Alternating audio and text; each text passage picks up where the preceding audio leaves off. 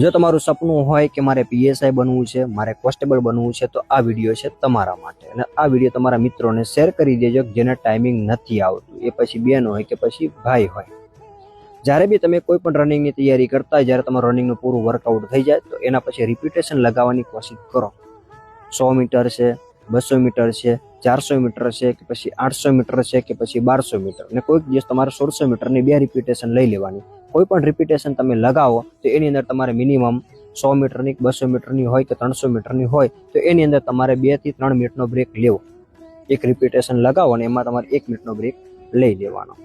એના પછી તમારે 400 મીટર આવે, 800 મીટર આવે કે પછી 1200 મીટર આવે, એમાં તમારે મિનિમમ 4 મિનિટથી 5 મિનિટનો બ્રેક લેવો વધારે જરૂરી છે. ખાસ કરીને શટલ રનિંગ કરો. જેને સૌથી વધારે રનિંગમાં શ્વાસ ચડે છે એ શટલ રનિંગ કરો. કોઈ પણ તમે શટલ રનિંગ કરો તો એની અંદર તમારે 5 જેટલા સેટ કરવાના છે. 10 થી 15 કદમ જેટલા તમારે કદમ લઈ લેવાના છે. એક પાટો સામે દોરી દેવાનો, એક પાટો બીજી સામે દોરી દેવાનો છે. સ્પીડમાં રનિંગ કરવાનું છે. 1 મિનિટ કરી શકતા હોય તો 1 મિનિટ સુધી કન્ટિન્યુ કરો. તમે આજે જેને ખાલી ટ્રાય કરજો, 1 મિનિટ સુધી કરવાની કોશિશ કરજો.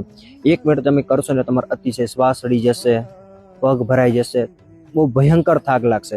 જેટલું તમે રનિંગમાં નહીં દોડતા હોય ને એટલું આમાં તમારે 1 મિનિટની અંદર થાક લાગશે. પણ જે 1 મિનિટ તમે કરશો ને, આવા તમે 3 સેટ 5 સેટ કરશો ને, પછી જોજો તમારા રનિંગમાં કેટલો બધો ફાયદો થાય છે. તમારો જે શ્વાસ ચડે છે ને એ તૂટી જશે. બેસ્ટ વર્કઆઉટ છે આ કરવાનું ચાલુ કરી દો. જેટલો સમય રહ્યો છે એ પ્રમાણે ટાઈમ ટેબલ ગોઠવો અને મહેનત જેટલી બને એટલી વધારે કરો.